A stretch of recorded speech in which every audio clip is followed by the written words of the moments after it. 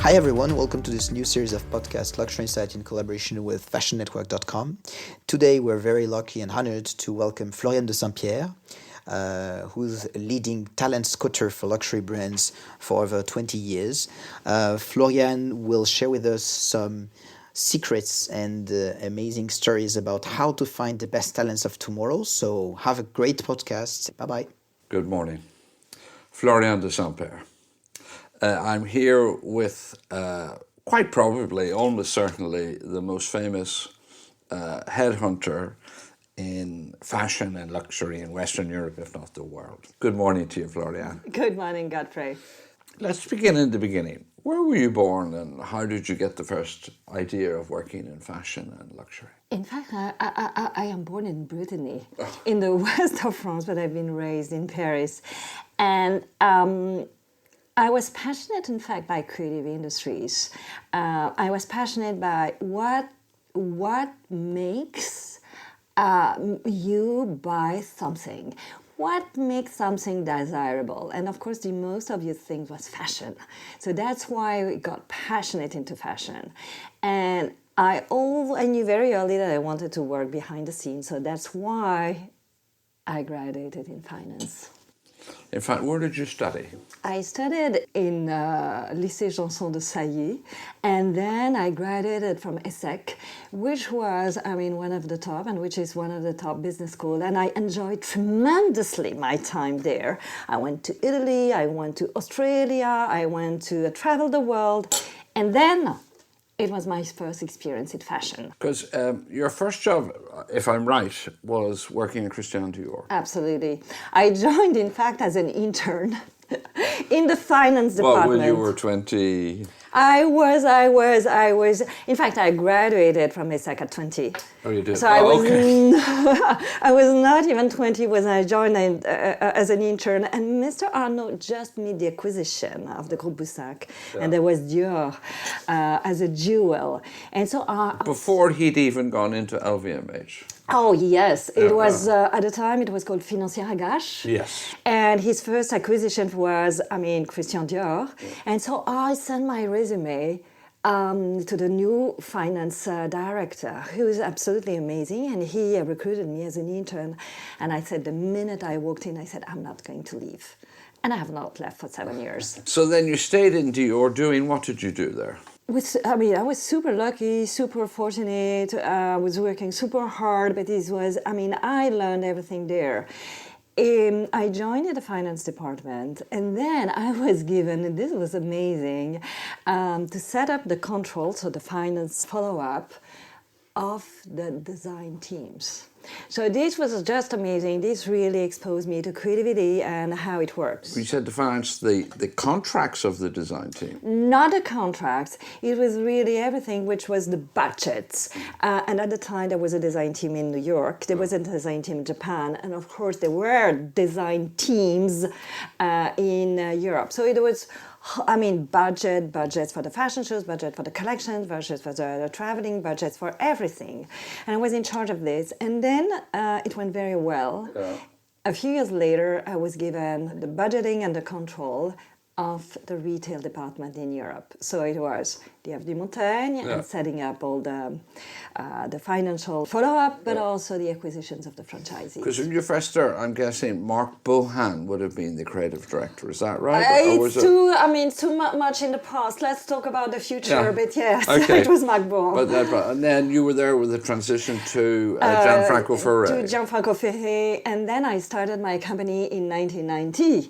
And because I was, headhunted by an executive search firm who was specialized in finance, so they contacted me. And I am very curious. I had no intention to leave. I was super happy. But as a very curious person, I went there. And I was offered to join them. Yeah. And Dior was my first client. Oh, okay. So you joined this company outside? I joined this company. Dior was my first client. And I really it was so helpful to have experience, to know what companies house. were talking about. And also it was super useful not to come from HR. It was super useful to come from finance, because I am always passionate about how to create value, how to be ahead. No, it's not about recruiting, it's about creating an impact, a positive impact for a brand. So after 6 weeks, I left. And I started my own firm. You left the executive search firm. I left this executive search firm and I created my own search firm. So in fact, as you know, in France, we are very few women entrepreneurs. So I can say today that with my company, and maybe also a serial entrepreneur, because I am the founder of Eyes on Talents and of Ethics and Boards. So I'm very proud to be a woman entrepreneur in this country, because we are not that many. I mean, every brand differs a lot, and French people always talk about the DNA of a brand and how you have to respect that or sometimes revolutionize it. When you first were approached by a brand, what are the questions you asked them about what they're looking for? If we're talking about choosing a creative director. So first I look at who is the shareholder. Oh, really? This is the most important point. Who is the shareholder? Is the shareholder thinking ahead? Is the shareholder someone we can trust? Is the shareholder investing in the company on the long term? And if so, we are working because we want to, create impact and positive impact. If not, I'm very sorry, but we are not going to be able to work. So who is the shareholder and who is the CEO? And what is super interesting is really, to bring together a CEO and with the CEO and with the shareholder, creative director. Okay. Because it's not in silo. There is not a CEO on one side and a creative director. It's completely combined. And what is interesting today, and I will answer your question. What is interesting today is that it's not about creativity, it's about ideas. And a shareholder, a CEO, a creative director originate ideas. Look at Raymond Ruffini, who has just been honored as a business leader of the year, as the Fashion Awards in England. I was in the jury.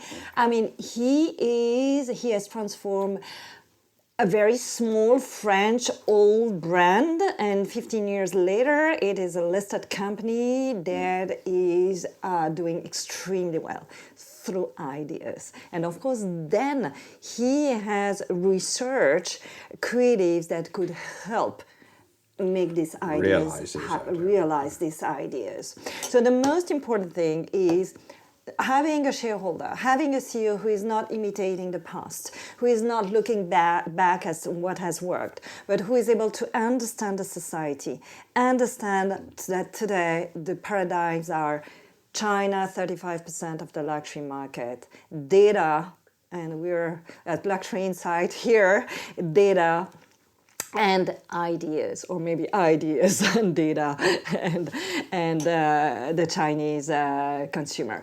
So ideas. Once you have positioned this, then you can partner and find the right creative resource or resources. So what you're saying is the old idea of a creative director as a great illustrator who had a vision of women and could sketch that and had an idea of a deep dive into the brand and then sketching it, that's over really. Yes, sure. That period. Sure. They don't really need to sketch anymore. But it has never been the case. It has never. Coco Chanel, Gabrielle Chanel was not sketching. Miuccia Prada is not sketching. So we. Yves Saint Laurent and Karl Lagerfeld were. Balenciaga did. Yes. But you know what? It's interesting. Yes. Yeah. Either you can. Valentino certainly did. Yes, certainly. Yeah. Either you can. Versace did.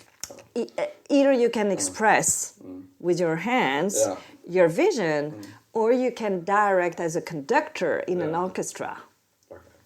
People who are experts. So it's about the idea. Someone who needs to sketch very well may never be a good creative director. So it's the idea first, and the idea that is connected with the society, because an idea that is disconnected with the society doesn't mean anything.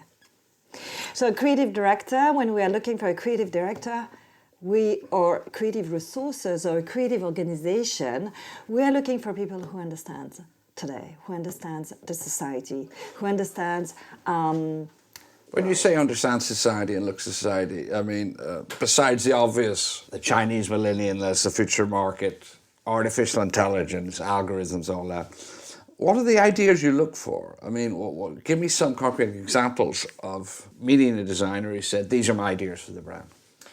For example, today, the question of beauty, the question of age, the question of gender. And so a shareholder, a CEO, a creative director, a designer who doesn't embrace those values is not part of our world of today. Okay. He has to be open to change. It's not open to change. He has to really absolutely be le fer de lance of those values, because it's just the world, fortunately, the world that we are living in today. So you see, in a way, fashion and luxury playing a positive role. I think that the luxury, I mean, the creative brand, what is luxury and not luxury? Apple is luxury and Apple is not luxury. It's in terms of a very, at the end of the day, informed customer and who wants things he can live with. Look at the success of Fenty, of Rihanna. Now she's the second brand worldwide in terms of lingerie. Her beauty is just exploding. And she's a creative. Virgil is a creative. Are there fashion designers? No. But they come with solutions for today's world. They are the ambassadors of today's world, and they come with products that are absolutely a response to today's world. Okay. Do you think designers have to be 360 designers? They have to know how to do shows, ad campaigns, social media, stores, personal appearance, handle the media. Do you think that's part of the job description today? No job description. There isn't any job description. No job description. And I think that, yes, in any position we should really eliminate job description. We should talk about what's the goal, what is to achieve. And if we change this mindset, it will never be about sticking to a job description. It will be, okay, what's the goal? At the end of the day, I want to make a company fair, and doing well and being fair. And I think that this is a very important statement today. But I mean, doing well, because then you can create employment, and being fair and acting in a fair manner in all way.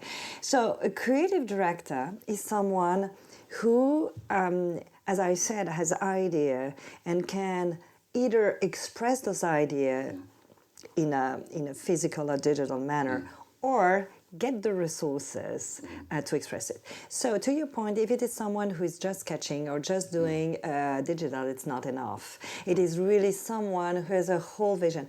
But I mean, like Balenciaga had a global vision, like Saint Laurent this time had a global vision, like Paul Smith had a global, like Calvin, like Miuccia had a global vision. So it's nothing new, but it just means that today the creative assets are just on any fronts, because everything is visible. You were famous over your distinguished career of, helping to find people like Christopher Bailey in Burberry, or Albert Elbaz in Lanvin, among many others. Daniel Schiaparelli recently, Gerardo, Roger Vivier, so many working on the assessment and the nomination of Alessandro Michele. When you first went to, a lot of these people were not, some of them had a reputation and moved over to a big brand, but many of them were like people within the team. They were design directors, or, they were not stars. How did you find them? We This is probably my finance background. We are super rational. I think that's the combination today between ideas and being very rational. So having the ideas and what the brand stands for today, why was it successful and what will make it successful today, with a very rational work where we know and have team to help me get to know who is doing what everywhere on every front, whether it is, of course, in fashion, but in beauty, in jewelry, in photography, in architecture, in digital, in all fronts. And so we know the number 2 and we know the number 3, and this is part of our... Your scouting that you do. Yes. Okay. It's not so much them coming to you, younger designers, just getting their resume into your hand. Oh yes, it is on both sides. But if they do not, we also watch. We are super organized. So we really start to watch them from graduation and from also awards. And that's the reason why I also launched Eyes on Talents, which is our company digital platform, which helps brands who want also to research by themselves, creative, but also now managers. But at Eyes on Talents, we have graduates, older graduates. And as now, I launched it years ago, we have very senior people as well. Because today, you may be working on a consulting basis or in-house. So it could be project. How many people work for your company now? For Floriane de Saint-Pierre Associés, we're around 12, 13, 14. And we are based in 3 locations. We are in Paris, we are in Milan, and we are in New York. And we are traveling all the time. And we are I think that we have never opened an office in London because we love to come to London and it's very easy. And in Eyes on Talent? That includes Eyes on Talent. So Eyes on Talents is another company. Yeah. And in fact, we had many requests from creative and managers that we couldn't address. And we had requests from clients that we decided also couldn't take due to, time. So we decided to have a digital platform where it's by invitation. We have, wonderful talent that we invite. It's very visual, and of course it's on structured data. So you can research people by his or her school, by the number of years of experience, by any kind of hard criteria, but also by visual, because everything today is visual. You are launching a perfume, it's visual, and you're a marketing director. You're a creative that has designed a bottle of the perfume, you need to express visually. So it's very, very visual. The historically, of course, when I know designers who've discussed to me how they got big jobs, and there was often 4 or 5 or 6 meetings. Often for LVMH companies there could be 10. You could go. Oh yes. Just to become not even the creative director of a brand, but a design director or the men's designer. You go through a lot of meetings. Nowadays in the digital era, there's a lot less of that. You know what I mean? You're showing people's talent through visuals, as you say. Has it happened that some people have been appointed without ever meeting their future bosses? No. Not there quite. is always a physical meeting. But what is interesting is that it's open. It gives fair opportunities. Because at the end of the day, you may be based in New York. And through a digital platform, you may see someone who is based in Japan and who is doing the most exquisite, I have in mind, the most exquisite pieces of craft. And then you decide to have a conversation with this person and then to meet this person. So in fact, it just opens the possibilities of reaching out to people who are, who doesn't necessarily want to live in large cities or who have practices that are less visible. So it really opens. Okay. If a young person is approaching Floriane de Saint-Pierre or a brand, for their first interview or the first discussion about what they want to do in their career.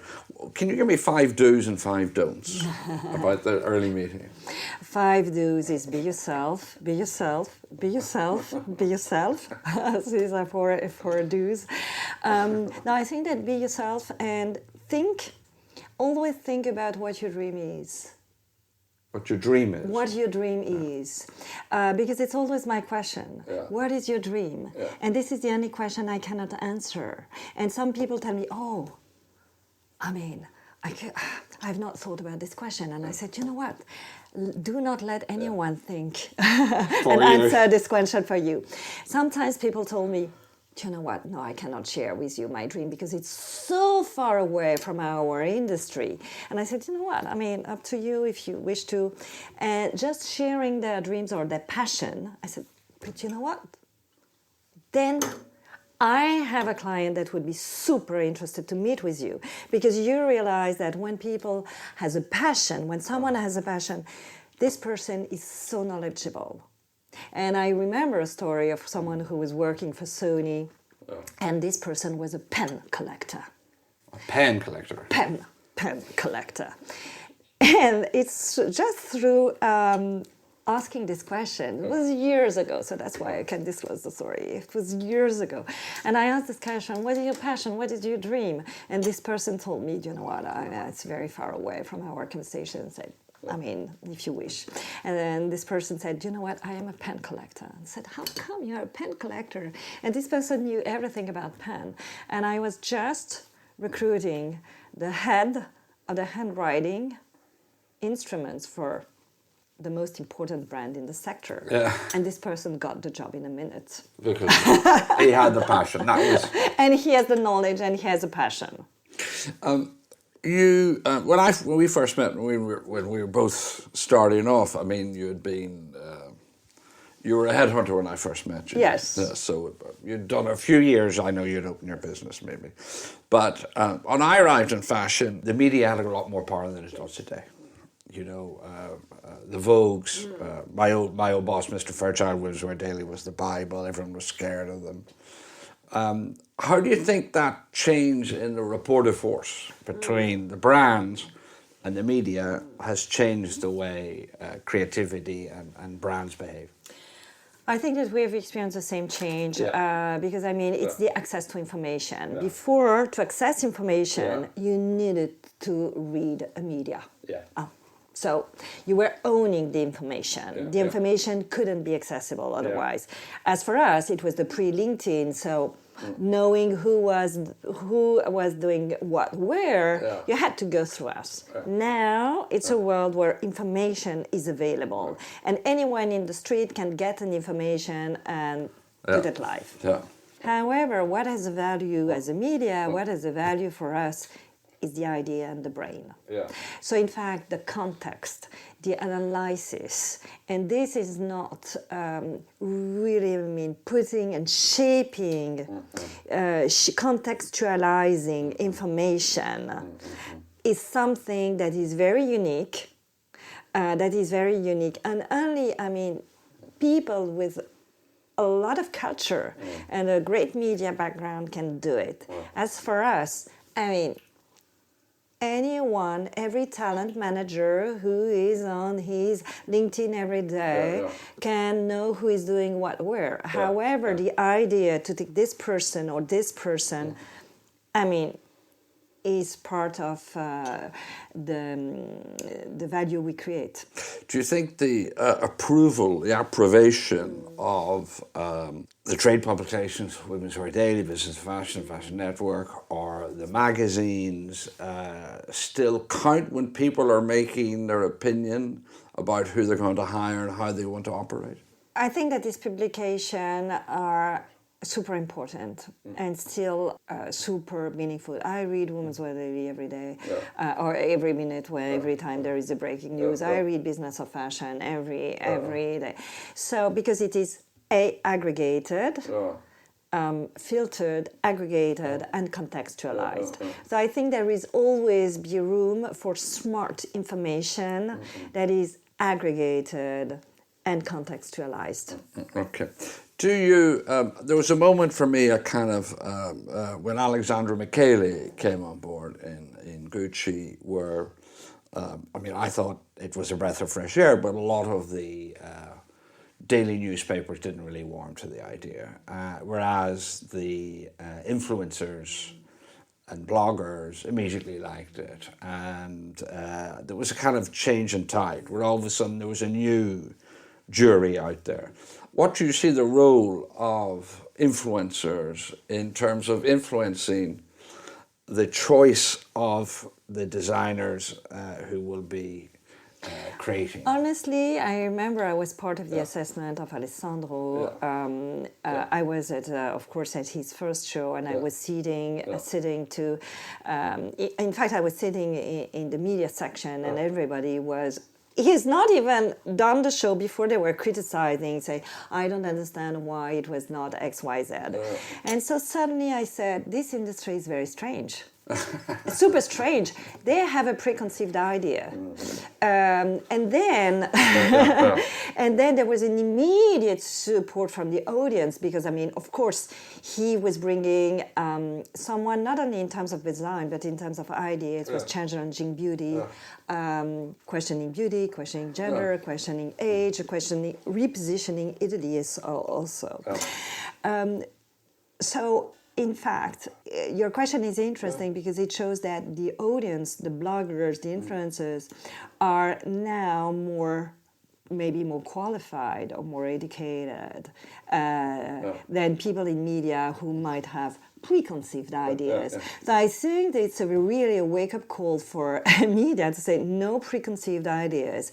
We're not at a time anymore of preconceived ideas. In the modern society, we talk about algorithms and artificial intelligence. I'm sometimes permanently shocked when I even just have a conversation with someone about something.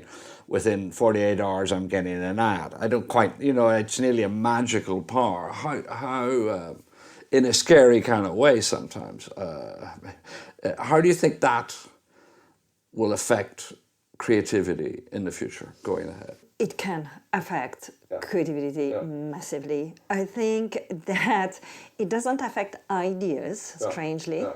It doesn't affect ideas. It can affect creativity. So it means the execution of ideas. Only because, I mean, when you have data, masses, billion of data, then it's very tempting to produce products or services that respond to this data.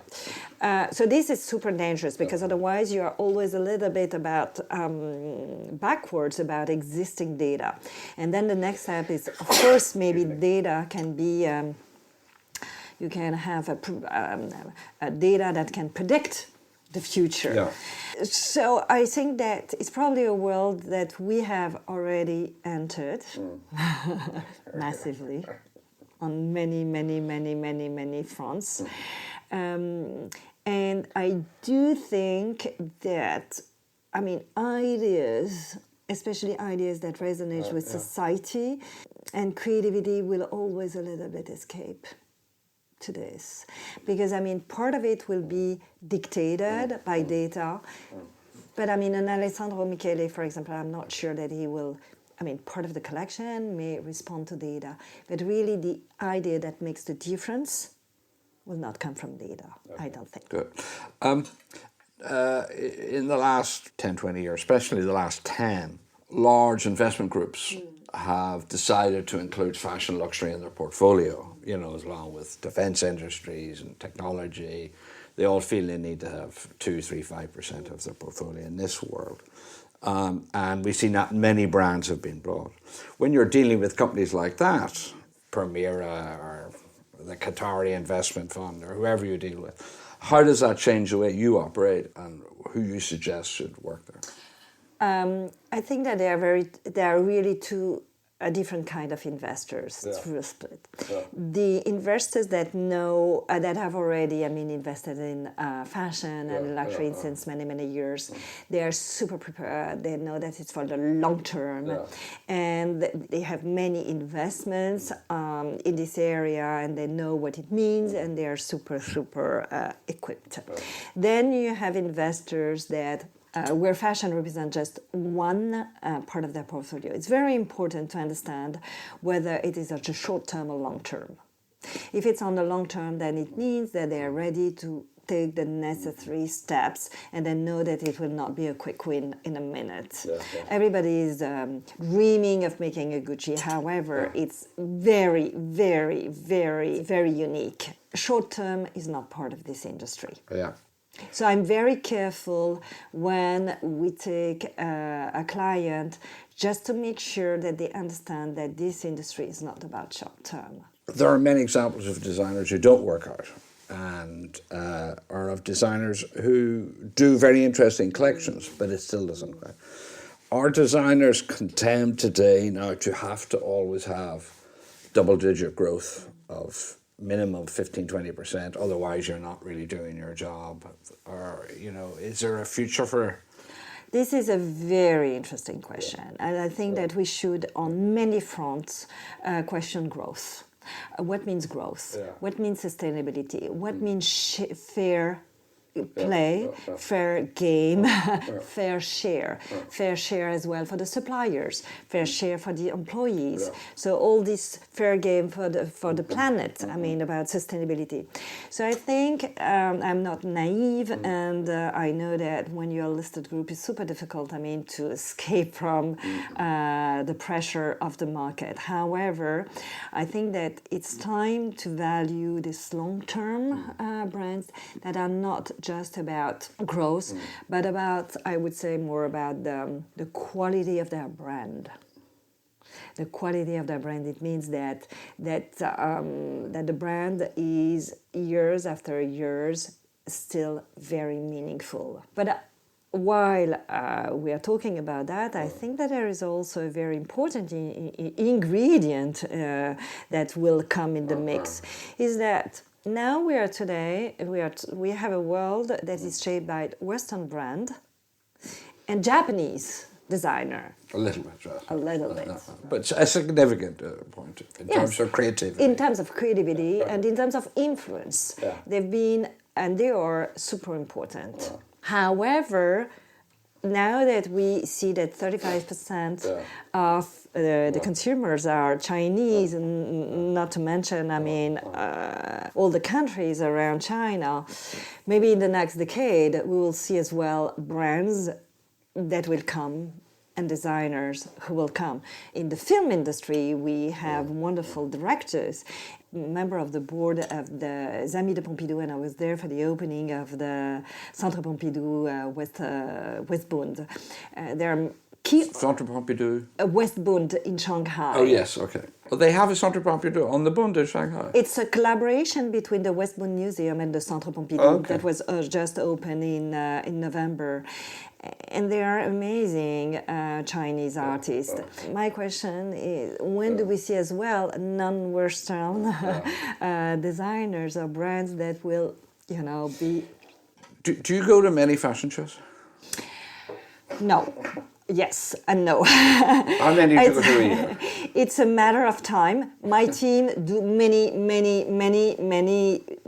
fashion shows, but also more important than fashion shows, it's a studio visit. Because studio visit, to see how designers work is super important. So I do, per seasons, I would do 10 key shows, but my team, I have a dedicated team that do not only shows, but also visiting studios and visiting graduations. But you probably only go to 50 shows a year. Yes. Yeah, right. Okay. I go to 500 a year. I must have been to 10,000 at least in my life. Not many people have been to more shows than me. And I've been to Brazil, to Rio, to the BRICS. The big countries, Sao Paulo, Moscow, St. Petersburg, Shanghai, Beijing. I have yet to see a designer from any of the BRICS who's going to be the next great new thing. Why do you think that is? You say that in artistic world there are many great modern Chinese artists. Ai Weiwei is probably the top 5 artists in the world today. There are many important filmmakers from Russia. There are great architects from Brazil. There are Indians in technology. But in fashion, we don't see that in the BRIC. Why do you think that is? I don't think that I have the answer. But it's interesting. I mean, I don't think that I have the answer because, I mean, when we really put the question as in many creative fields, we have major creative minds, especially in art, film. I mean, why not in fashion? So I do not have the answer. Because it's not necessarily about schools. I mean, many designers have not graduated at school, so it's not necessarily school. So I do not have the answer. However, I'm convinced that it will happen. I mean, for sure. Is democracy part of it? The idea of a certain sense of individual freedom and expression, the lack of concern about the vicarious of power. Maybe does that play a role in the fact that those countries have not? I'm not sure because, in fact, you have often seen very interesting artists coming from countries that are under political constraints. Yes, but we're talking about fashion and luxury, not so much pure But art. even if you think about them now, who grew up in a country which... Yes, that's a fair point. Yes, and who... This country was invaded. You know. Yes, invaded, I mean, was under, huge political constraints, and who has, this has nurtured his creativity. At least he, refers to what he has, to the environment he has grown up. Yes, his hometown in Abkhazia was invaded by Russians or separatists, and he's forced to. When certain times you're talking about the obligation for growth being this maybe unnecessary belief, but I'm thinking of designers who have made impressive shows but somehow not immediately gained traction in the more recent past. Riccardo Tisci, unquestionably a great designer. He's done very interesting things in Burberry, but somehow not so much traction commercially. Why do you think certain designers, I'm not saying he doesn't work, but for the moment, in certain houses don't work out? What do you think is there? I think, what we're watching usually is that it always takes a little while for the market to adapt. Yeah. Always a little while.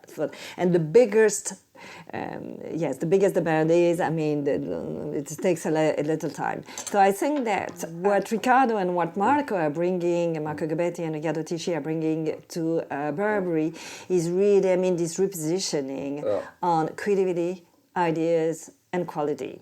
And then you need also this execution on a large scale. So because it means also, reassessing the suppliers. So there is a lot of hard work, behind the scenes work that is currently done. So that's why I was mentioning earlier short term versus long term. Shareholders of the stock market, in this case, shareholders need to understand that fashion is not quick. Yeah. It's not quick. Because, especially now where there is this fast on everything, then you need, people to get, again, their attention on your brand. The great buzzword of today is sustainability. And fashion has come under a lot of attacks in the last several years, especially I think beginning with Livia Firth's famous documentary about the pollution is created in manufacturing and cleaning and creating and travel. And so not a day passes in my office when I get an email from someone telling me about their sustainability project. Do you really think there has been a major movement, or as the French say, it's the langue du bois, that people are just paying lip service to this? I think it's even broader than that. I think that sustainability is just a pillar that should have been addressed since years. Yeah. We were just like this. And so once again, it's when the audience is talking, when the consumer is talking, that companies probably organize. But so now they are talking about sustainability, and it's time for action and for results. And it's good because, I mean, most of them are really addressing this in a very efficient manner. However, I think that there are other fields of the for purpose of for fair that is super important. How do you treat your suppliers? Because if you're buying direct or purchasing direct has a bonus on delaying the payment of suppliers, this is not a fair thing to do. So I think that there is sustainability, but sustainability is part of a bigger picture, which is about, I mean, fair. And I think this Being is fair. Yeah. Fair to your employees, fair to the planet, fair to all the stakeholders. Fair, I mean, it's interesting. I mean, at Eyes on Talents, we are the partner, as you know, of Paris Good Fashion. Yeah. So we launched call for applications on our, so we have a lot of philanthropic initiatives. This is a part of a philanthropic initiative for Paris Good Fashion. And we have launched a call for applications about differently abled people. And so this is a topic that is very little addressed by fashion companies. So how does fashion or accessories address differently abled people, disabled people?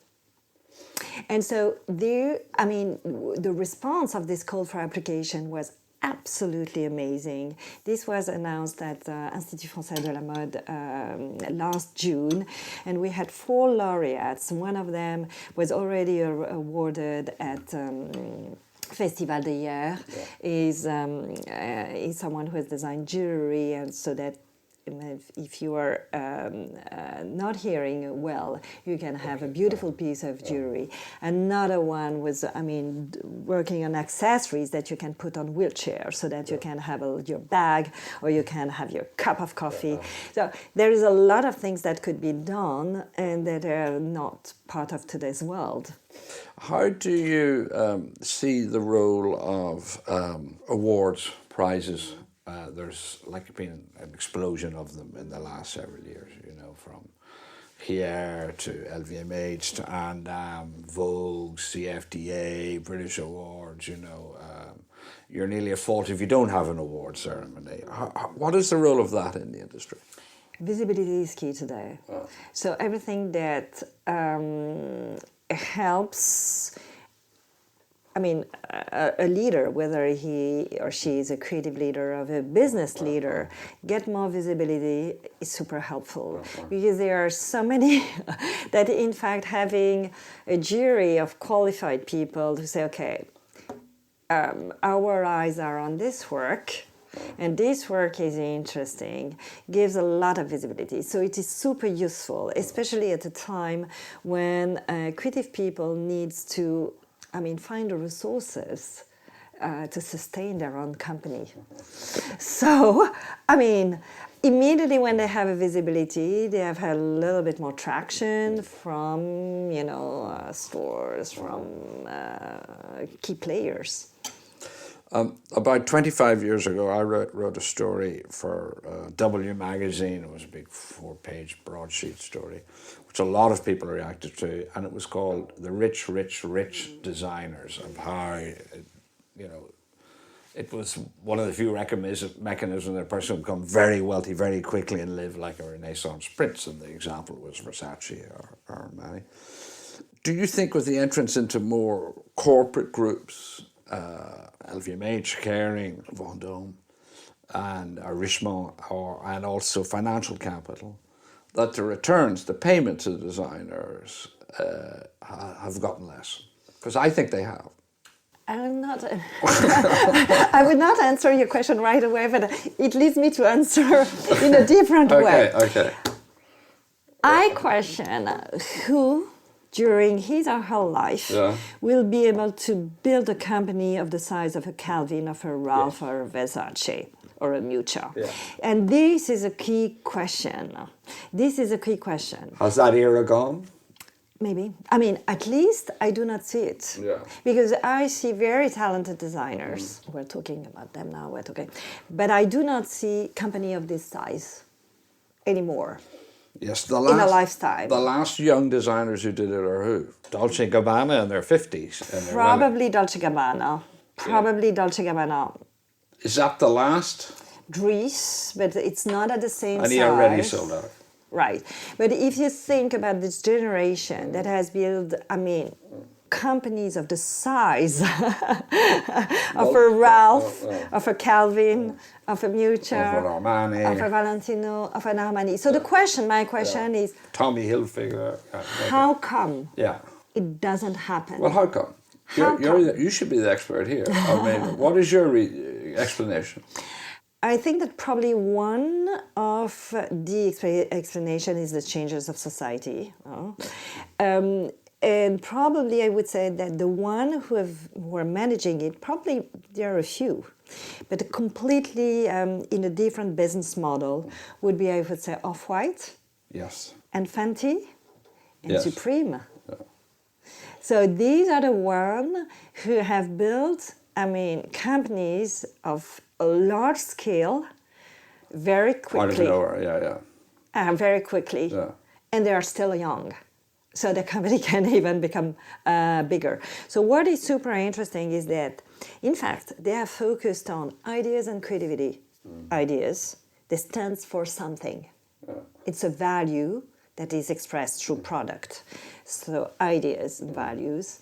Then the execution of the product, whether it is furniture like Virgil, whether it is fashion, whether it is any kind of product. And in fact, they have not focused on distribution.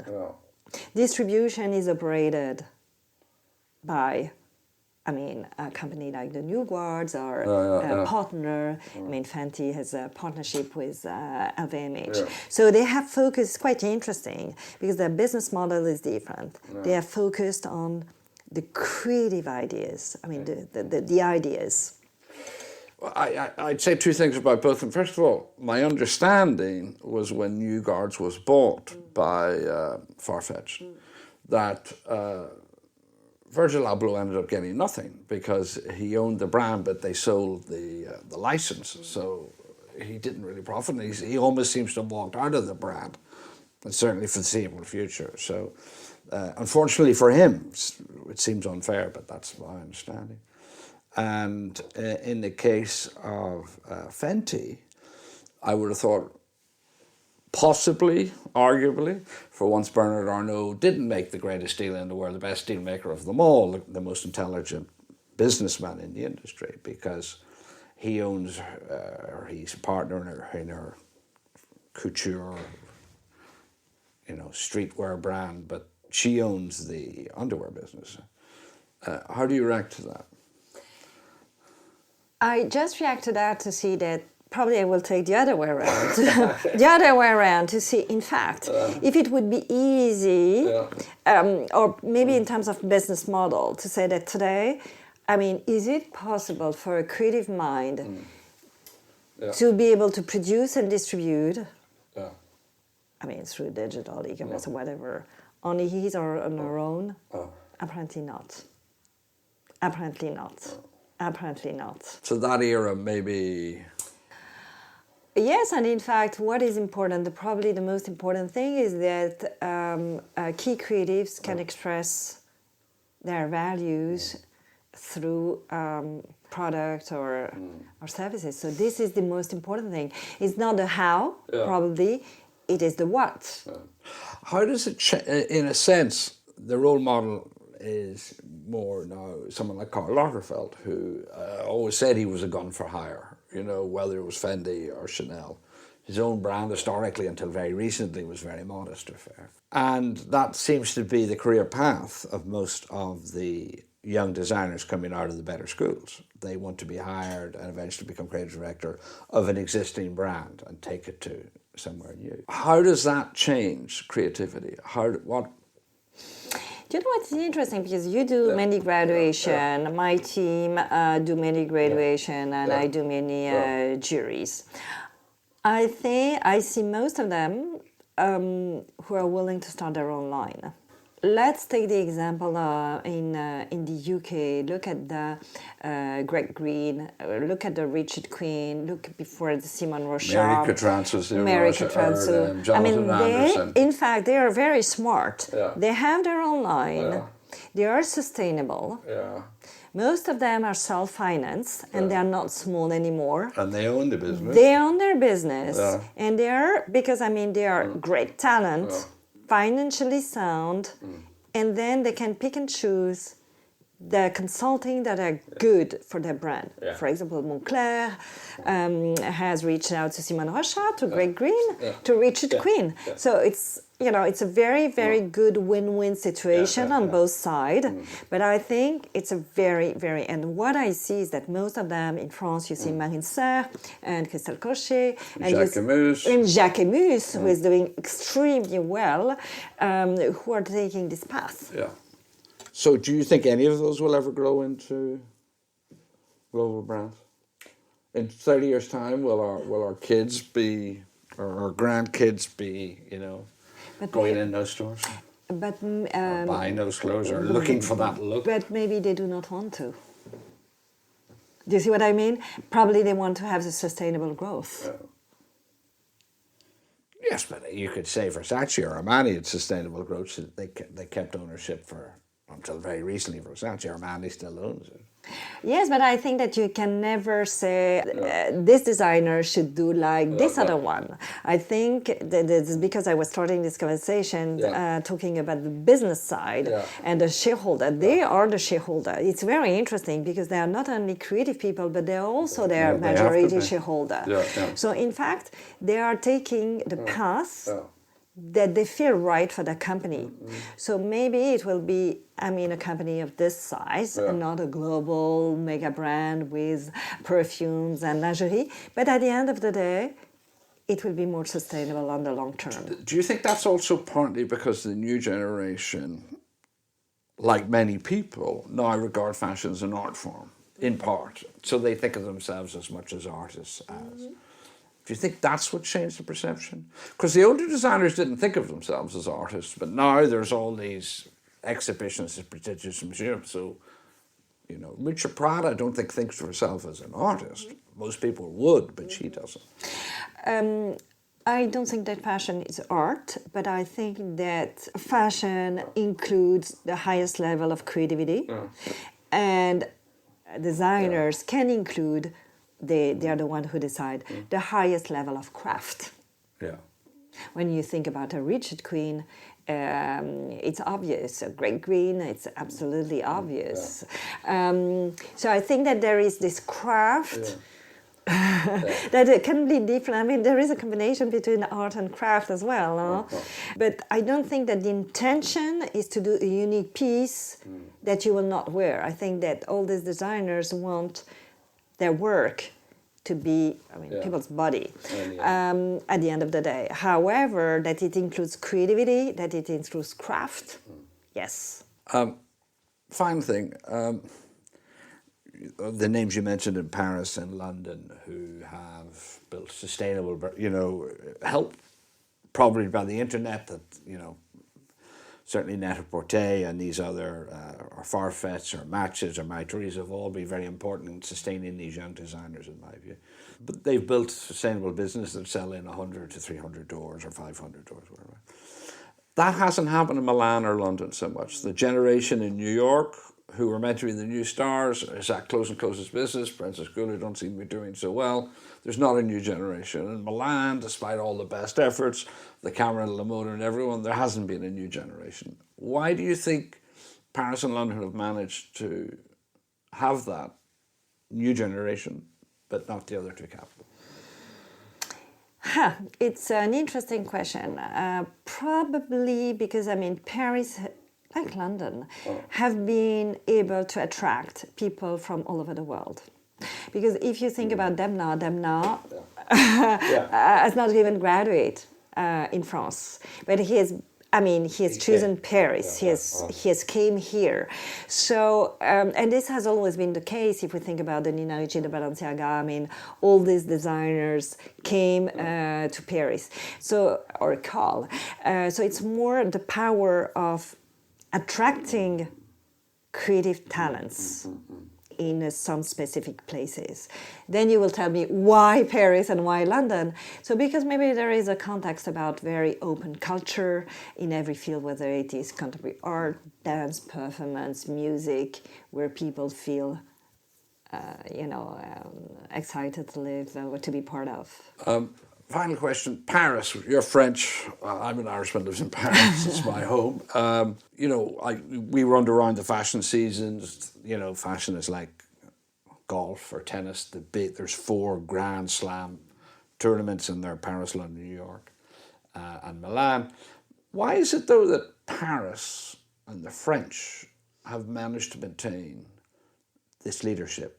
That it's, for men, women couture, it's the biggest season and the biggest brand somewhere here?